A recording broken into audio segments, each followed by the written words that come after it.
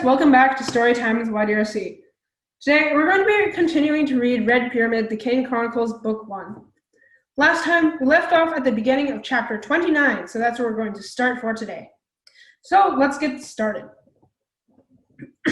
Chapter 29. Zia sets a rendezvous. Yeah, thanks a lot, Sadie. You get to tell the part about the land of the dead. I get to describe Interstate 10 through Texas.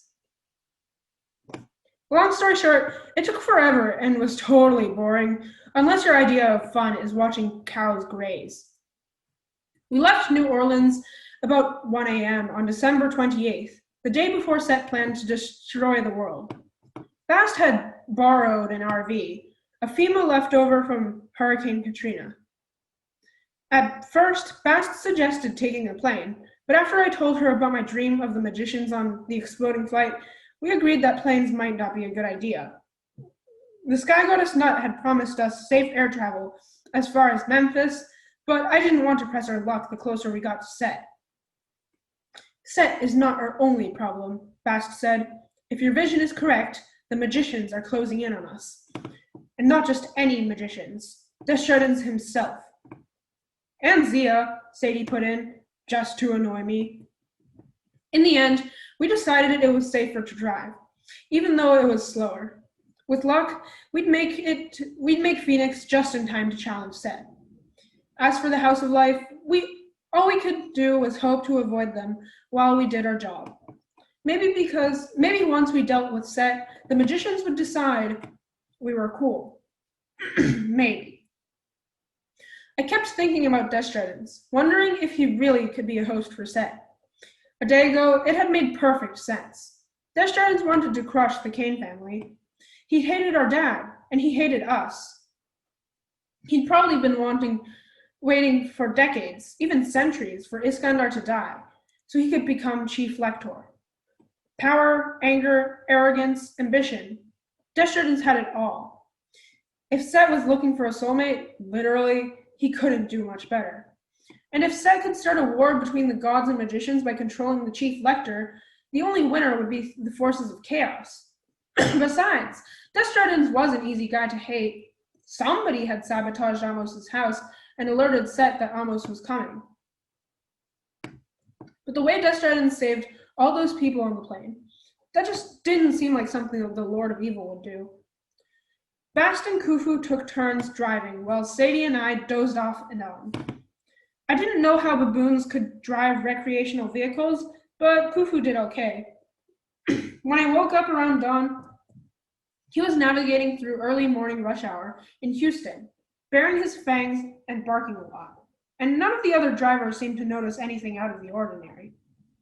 For breakfast, Sadie, Bast, and I sat in the RV's kitchen while the cabinets banged open and the dishes clanked, and miles of nothing went by outside. Bast had snagged us some snacks and drinks, and Friskies, of course, from a New Orleans all-night convenience store before we left, but nobody seemed to be very hungry. I could tell Bast was anxious. She'd already shredded most of the RV's upholstery, and was now using the kitchen table as a scratching post. As for Sadie, she kept opening and closing her hand, staring at the feather of truth as if it were a phone she wished would ring. Ever since her disappearance in the Hall of Judgment, she'd been acting all distant and quiet. Not that I'm complaining, but it wasn't like her. What happened with Anubis? I asked her for the millionth time. She glared at me, ready to bite my head off. Then she apparently decided I wasn't worth the effort. She fixed her eyes on the glowing feather that hovered over her palm. We talked, she said carefully. He asked me some questions. What kind of questions? Carter, please don't ask. Please. Please? Okay, that really wasn't like Sadie. I looked up at Bast, but she wasn't any help.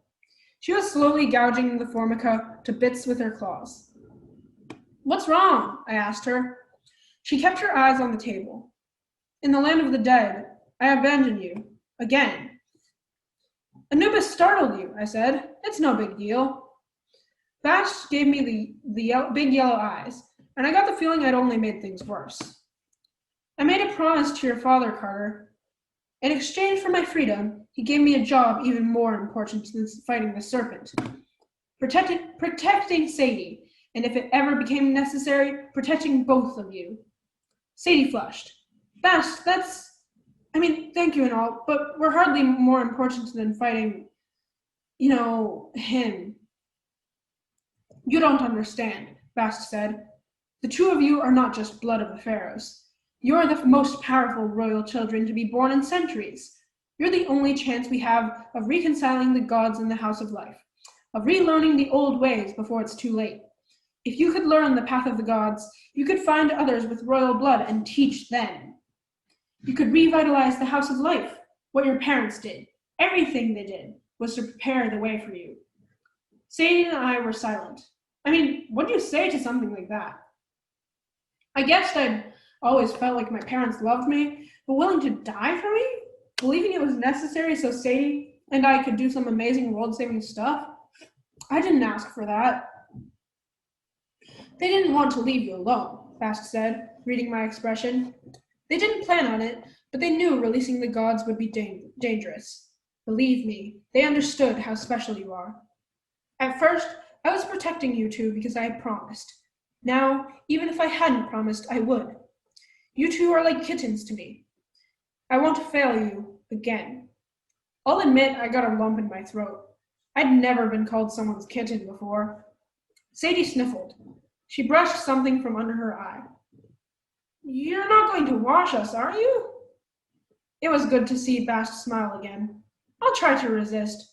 And by the way, Sadie, I'm proud of you. Dealing with Anubis on your own, those death gods can be nasty customers. Sadie shrugged. She seemed strangely uncomfortable. Well, I wouldn't call him nasty. He looks hardly more than a teenager. What are you talking about? I said. He had the head of a jackal. No, when he turned human. Sadie, I was starting to get worried about her now. When Anubis turned human, he still had the head of a jackal. He was huge and terrifying and, pretty nasty. Why? What did he look like to you? Her cheeks reddened. He looked like a mortal guy. Probably a glamour, Bast said. No, Sadie insisted. It couldn't have been. Well, it's not important, I said. We got the feather. Sadie fidgeted, as if it was very important. But then she closed her fist and the feather of truth disappeared. It won't do us any good without the secret name of Set. I'm working on that. Bast's gaze shifted around the room. She seemed afraid of being overheard. I've got a plan, but it's dangerous. I sat forward. What is it? We'll have to make a stop. I'd rather not jinx us until we get closer, but it's on our way. It shouldn't cause too much of a delay. I tried to calculate. This is the morning of the second demon day? Bast nodded. The day Horus was born. And Set's birthday is tomorrow, the third demon day. That means we have about 24 hours until he destroys North America. And if he gets his hands on us, Sadie added, he'll ramp up his power even more. It'll be enough time, Bast said. It's roughly 24 hours driving from New Orleans to Phoenix, and we've already been on the road over 5 hours. If we don't have any more nasty surprises, like the kind we have every day, yes, Bast admitted, like those. I took a shaky breath. 24 hours and it would be over, one way or the other. We'd save Dad and stop Set, or everything would have been for nothing.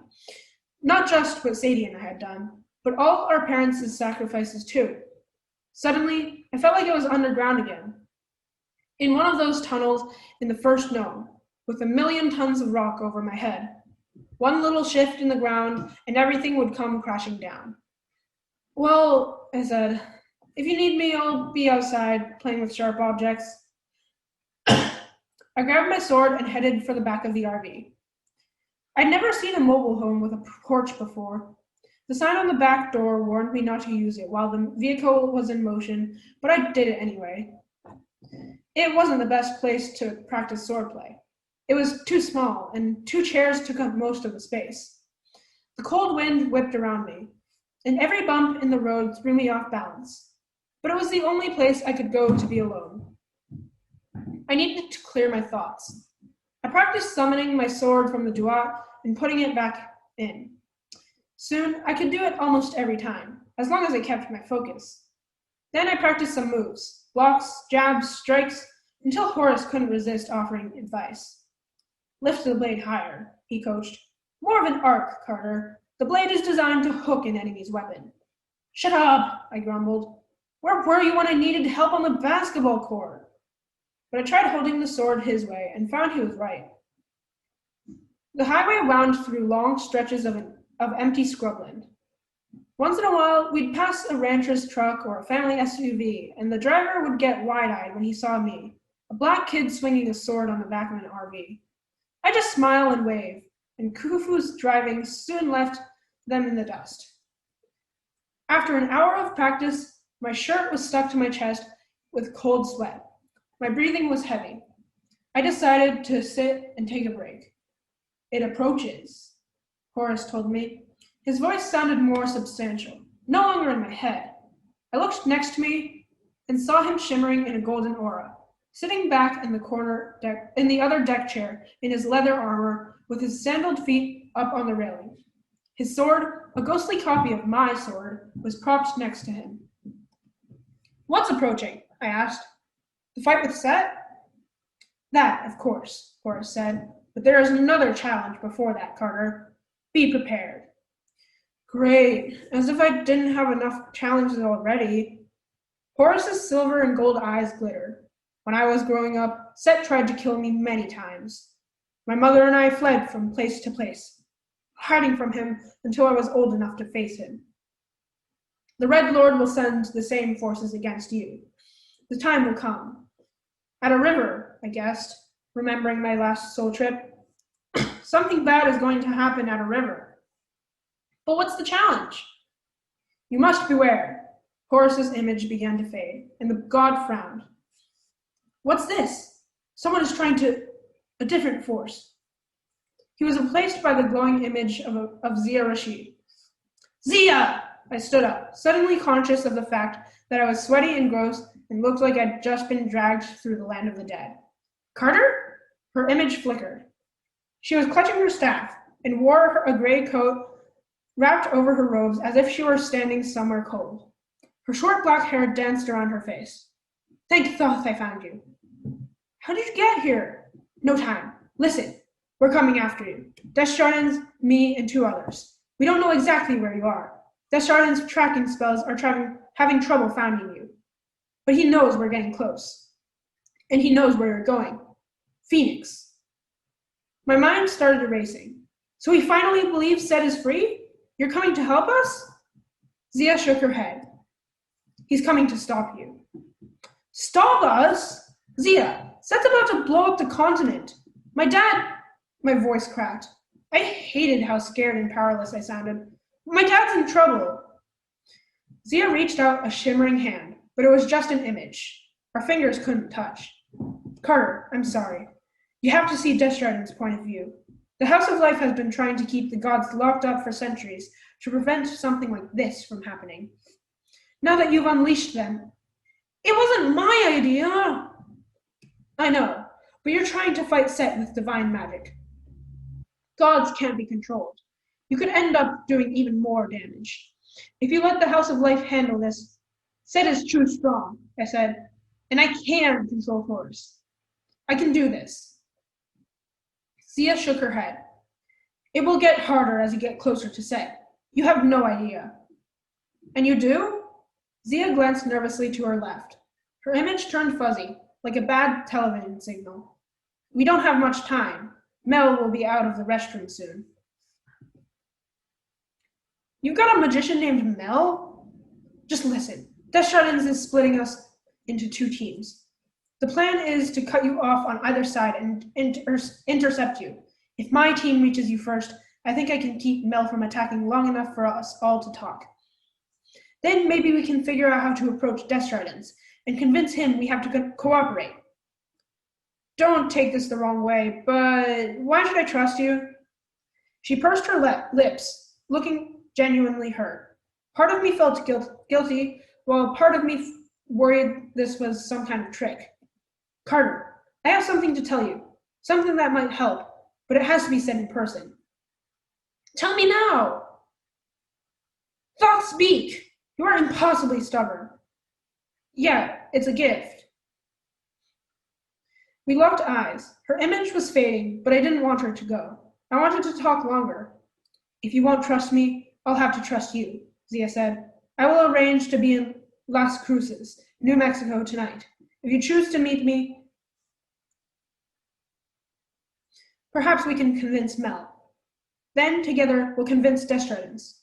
Will you come? I wanted to promise just to see her, but I imagined myself trying to convince Sadie or Bast that this was a good idea. I don't know, Zia. Just think about it, she pleaded. And Carter, don't trust Amos. If you see him, her eyes widened. Mel's here, she whispered. Zia slashed her staff in front of her, and her image vanished. Chapter 30. Bast keeps a promise. Hours later, I woke up on the RV's couch with Bast shaking my arm. We're here, she announced. I had no idea how long I'd been asleep. At some point, the flat landscape and complete boredom had zonked me out, and I'd started having bad dreams about tiny magicians flying around in my hair, trying to shave me bald. Somewhere in there, I'd had a nightmare about Amos too, but it was all fuzzy. Still didn't understand why Zia would mention him. I blinked the sleep out of my eyes and realized that my head was in Khufu's lap. The baboon was foraging my scalp for munchies. Dude, I sat up groggily. Not cool. But he gave you a lovely hairdo, Sadie said. Ah! Khufu agreed. Bast opened the door of the trailer. Come on, she said. We'll have to walk from here. When I got to the door, I almost had a heart attack. We were parked on a mountain road so narrow, the RV would have toppled over if I'd sneezed wrong. For a second, I was afraid we were already in Phoenix, because the landscape looked similar. The sun was just setting on the horizon. Rugged mountain ranges stretched out on either side, and the desert floor between them seemed to go on forever. In a valley to our left lay a colorless city, hardly any trees or grass, just sand, gravel, and buildings.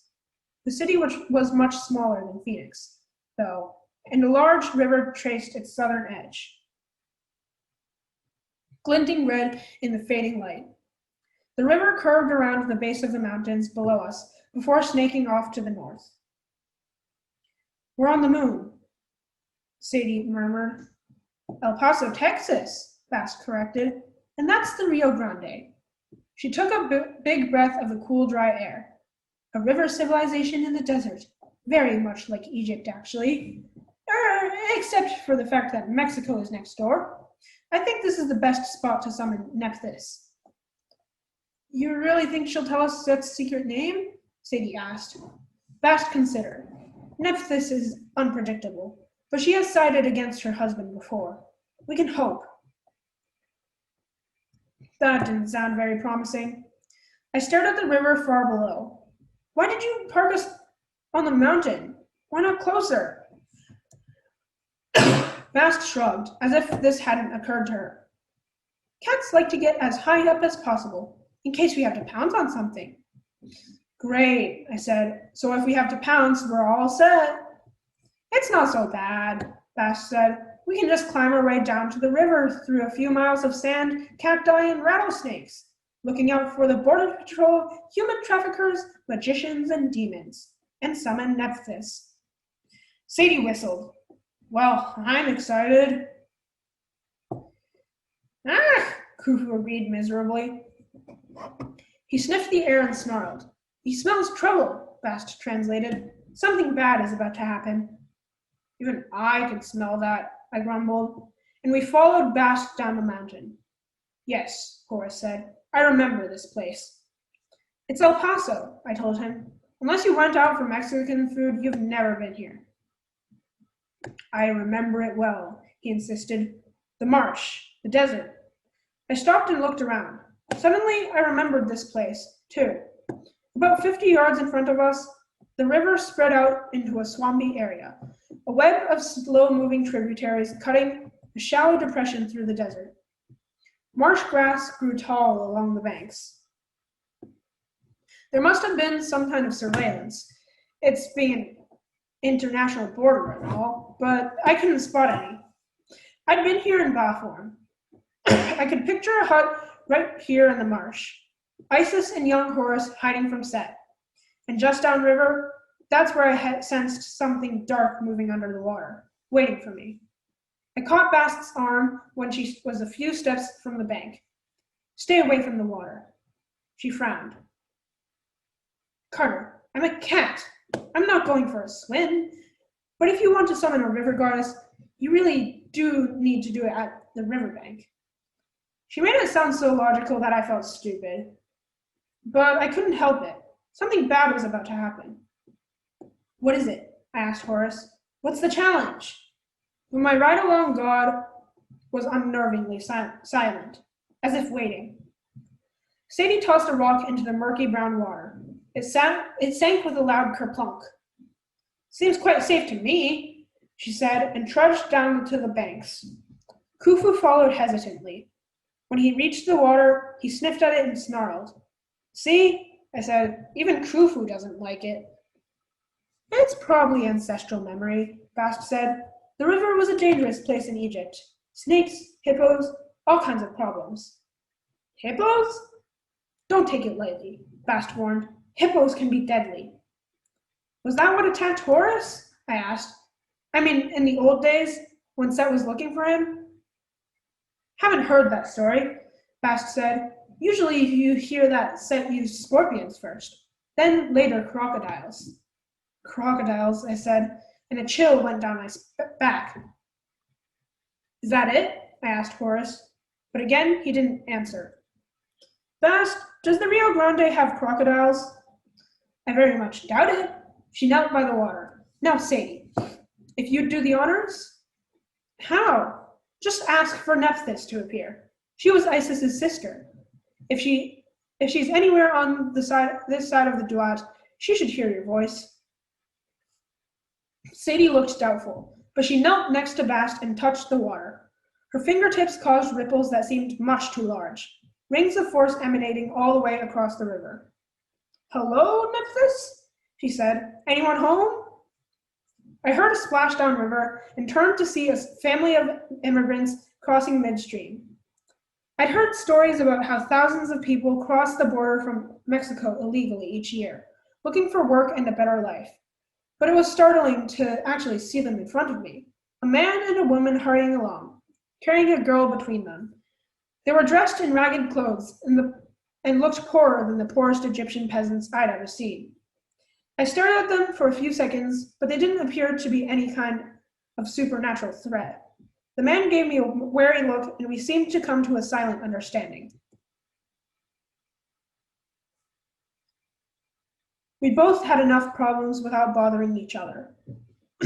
Meanwhile, Bastion State, Sadie stayed focused on the water, watching the ripples spread out from Sadie's fingers. Bast tilted her head, listening intently. What's she saying? I can't make it out, Sadie whispered. Very faint. You can actually hear something? I asked. Shh, they both said at once. Caged? Sadie said, No, what's the word in English? Sheltered, Bast suggested. She is sheltered far away, a sleeping host. What's that supposed to mean? I didn't know what they were talking about. I couldn't hear a thing. Khufu tugged at my hand and pointed downriver. Ah! The immigrant family had disappeared. It seemed impossible they could cross the river so quickly. I scanned both banks. No sign of them. But the water was more turbulent where they had been standing, as if someone had stirred it with a giant spoon. My throat tightened. Bast? Carter, we can barely hear Nephthys, she said. Please. I gritted my teeth. Fine. Khufu and I are going to check something. Shh, Sadie said again. I nodded to Khufu, and we started down the riverbank. Khufu hid behind my legs and growled at the river. I looked back, but Bast and Sadie seemed fine. They were still staring at the water as if it were some amazing internet video. Finally, we got to the place where I'd seen the family, but the water had calmed. Khufu slapped the ground and did a handstand, which meant he was either breakdancing or really nervous. "What is it?" I asked, my heart pounding. He complained. That was probably an entire lecture in baboon, but I had no idea what he was saying. "Well, I don't see any other way," I said. "If that family got pulled into the water or something, I have to find them. I'm going in." He backed away from the water. "Khufu, those people had a little girl. If they need help, I can't just walk away. Stay here and watch my back." Khufu grunted and slapped his own face in protest as I stepped into the water. It was colder and swifter than I'd imagined. I concentrated and summoned my sword and wand out of the duat. Maybe it was my imagination, but that seemed to make the river run even faster. I was midstream when Khufu barked urgently. He was jumping around on the riverbank, pointing frantically at a nearby clump of reeds. The family was huddled inside, trembling with fear, their eyes wide. My first thought, why are they hiding from me? "I won't hurt you," I promised. They stared at me blankly, and I wished I could speak Spanish. Then the water churned around me, and I realized they weren't scared of me. My next thought, man, I'm stupid. Horace's voice yelled, "Jump!" I sprang out of the water as if shot from a cannon, 20, 30 feet into the air. No way I should have been able to do that. But it was a good thing, because a monster erupted from the river beneath me. At first, all I saw were hundreds of teeth, a pink maw 3 times as big as me. Somehow, I'd managed to flip and land on my feet in the shallows. I was facing a crocodile as long as our RV, and that was just the half sticking out of the water. Its gray-green skin was ridged with thick plates like a camouflage suit of armor, and its eyes were the color of moldy milk. The family screamed and started scrambling up the banks. That caught the crocodile's attention. He instinctively turned toward the louder, more interesting prey. I'd always thought of crocodiles as slow animals, but when it charged at the immigrants, I'd never seen anything move so fast. "Use the distraction," Horace urged. "Get behind it and strike." Instead, I yelled, "Sadie! Bast! Help!" and I threw my wand. Bad throw. The wand hit the river right in front of the croc, then skipped off the water like a stone, smacked the croc between the eyes, and shot back into my hand. I doubt that did any damage, but the croc glanced over at me, annoyed. "Or you can smack it with a stick," Horace muttered. I charged forward, yelling to keep the croc's attention. Out of the corner of my eye, I could see the family scrambling to safety. Khufu ran along behind them, waving his arms and barking to herd them out of harm's way. I wasn't sure if they were running from the croc or the crazy monkey, but as long as they kept running, I didn't care. I couldn't see what was happening with Bastion and Sadie. I heard shouting and splashing behind me, but before I could look, the crocodile lunged. I ducked to the left, slashing with my sword. The blade just bounced off the croc's hide. The monster thrashed sideways, and its snout would have bashed my head in. But instinctively, I raised my wand, and the croc slammed into a wall of force, bouncing it off as if I were protected by a giant invisible energy bubble. I tried to summon the falcon warrior, but it was too hard to concentrate with a 6-ton reptile trying to bite me in half. Then I'd heard Bast scream, "No!" And I knew immediately, without even looking, that something was wrong with Sadie. Desperation and rage turned my nerves to steel. I thrust out my wand, and the wall of energy surged outward, slamming into the crocodile so hard it went flying through the air, tumbling out of the river and into the Mexican shore. While it was on its black back, flailing and off balance, I leaped, raising my sword, which was now glowing in my hands, and drove the blade into the monster's belly. I held on while the crocodile thrashed, slowly disintegrating from its snout to the tip of its tail, until I stood in the middle of a giant pile of wet sand. I turned and saw Bast battling a crocodile just as big as mine. The crocodile lunged, and Bast dropped beneath it, raking her knives across its throat. The croc melted into the river until it was only a smoky cloud of sand, but the damage had been done. Sadie lay in a crumpled heap on the riverbank. By the time I got there, Khufu and Bast were already at her side. Blood trickled from Sadie's scalp. Her face was a nasty shade of yellow. What happened? I asked. It came out of nowhere, Bast said miserably. Its tail hit Sadie and sent her flying. She never had a chance. Is she... Khufu put his hand on Sadie's forehead and made popping noises with his mouth. Bast sighed with relief. Khufu says she'll live, but we have to get her out of here. Those crocodiles could mean... Her voice trailed off. In the middle of the river, the water was boiling. Rising from it was a figure so horrible I knew that we were doomed.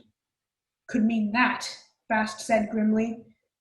To start with, the guy was 20 feet tall. And I don't mean with a glowing avatar. He was all flesh and blood. His chest and arms were human, but he had the light green skin. And his waist was wrapped in a green armored kilt like reptile hide. He had the head of a crocodile, a massive mouth filled with white, crooked teeth, and eyes that glistened with green mucus. Yeah, I know, real attractive. His black hair hung in plaits down to his shoulders, and bull's horns curved from his head. If that wasn't weird enough, he appeared to be sweating at an unbelievable rate. Oily water poured off him in torrents and pooled in the river. He raised his staff, a length of green wood as big as a telephone pole. Bast yelled, "Move!" and pulled me back as the crocodile man smashed a 5-foot deep trench in the riverbank where I'd been standing. He bellowed, "Horus!" The last thing I wanted to do was say here, but Horus spoke urgently in my mind. Face him down. Sobek only understands strength. Do not let him grasp you, or he will pull you down and drown you. I swallowed my fear and yelled, "Sobek! You, weakling! How the heck are you?" Sobek bared his teeth. Maybe it was his version of a friendly smile. Probably not. That form does not serve you. Falcon god, he said, I will snap you in half.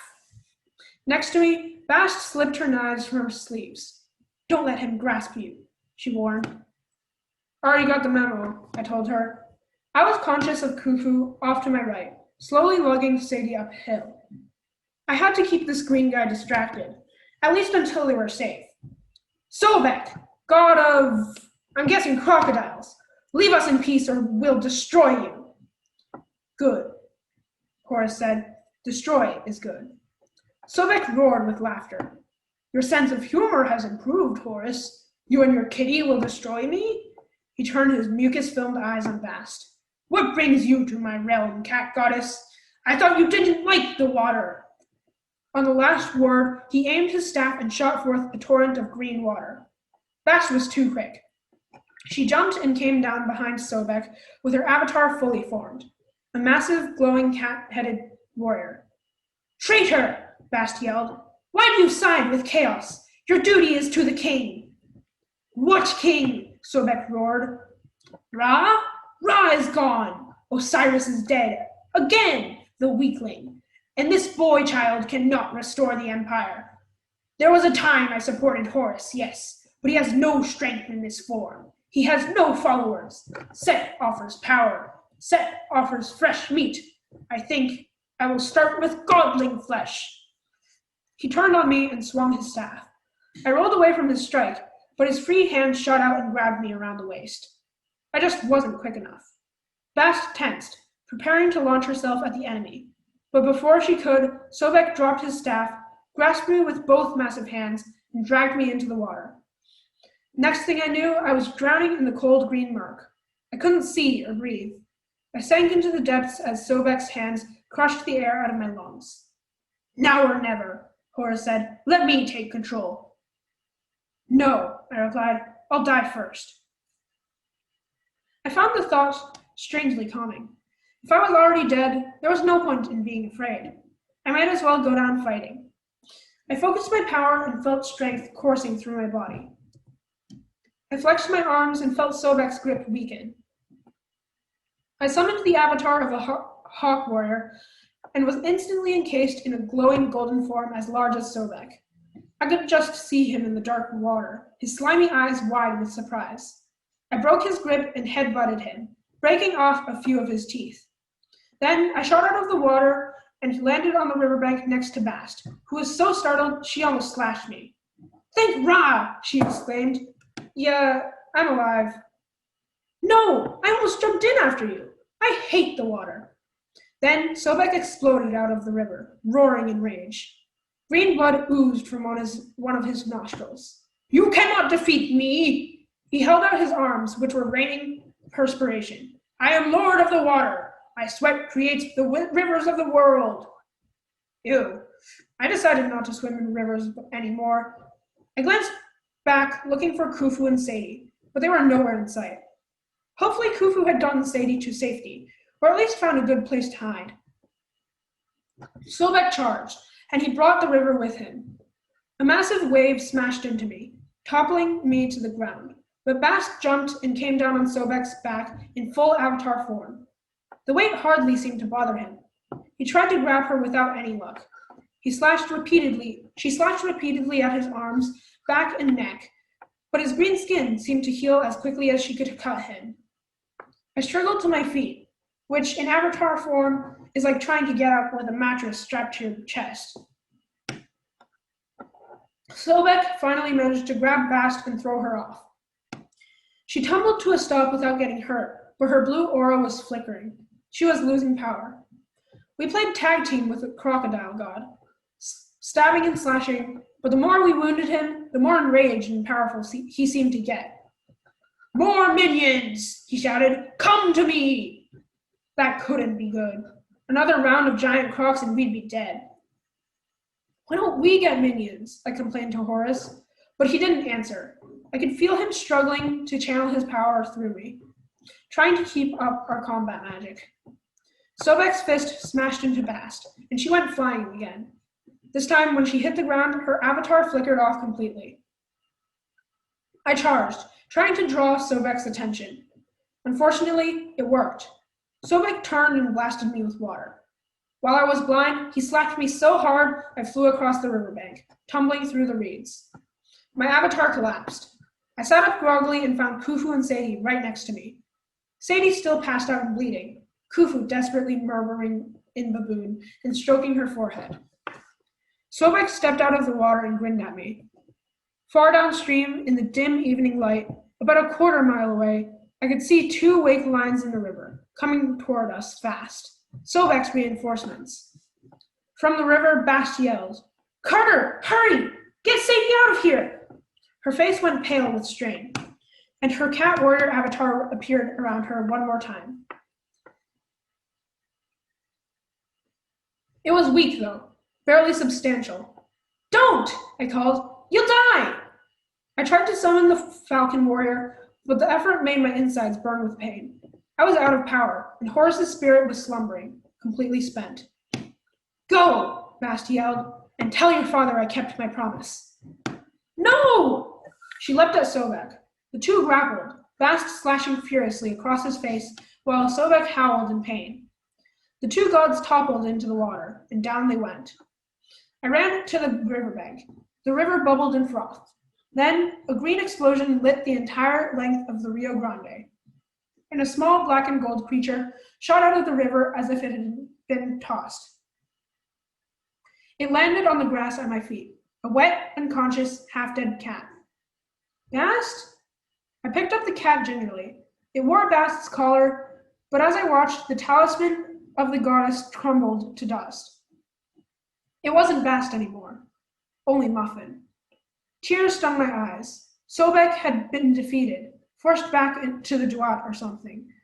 But there were still two wake lines coming toward us in the river, close enough now that I could see the monster's green backs and beady eyes. I cradled the cat against my chest and turned toward Khufu. "Come on, we have to—" I froze, because standing right behind Khufu and my sister, glaring at me, was a different crocodile, one that was pure white. "We're dead," I thought. And then, wait, a white crocodile?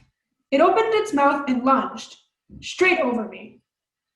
I turned and saw it slam into the two other crocodiles, the giant green ones that had been about to kill me. Philip? I said in amazement, as the crocodiles thrashed and fought. Yes, said a man's voice. I turned again and saw the impossible. Uncle Amos was kneeling next to Sadie, frowning as he examined her head wound. He looked up at me urgently. Philip will keep Sobek's minions busy, but not for long. Follow me now, and we have a slim chance of surviving. Alright guys, so that's where we're going to end off this episode of Red Pyramid, the Kane Chronicles Book 1. As always, before we end it off, don't forget to like and subscribe so you don't miss the next one. That's it. Bye guys!